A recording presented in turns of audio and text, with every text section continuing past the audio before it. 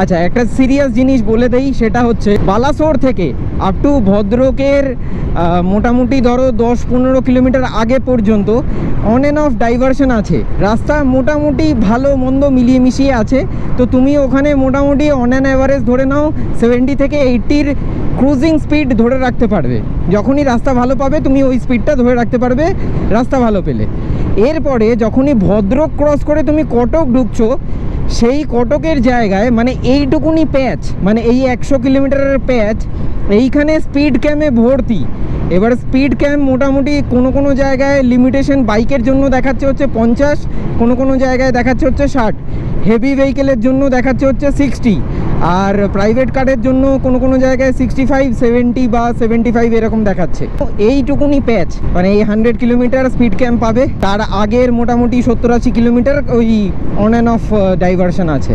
ব্যাস এই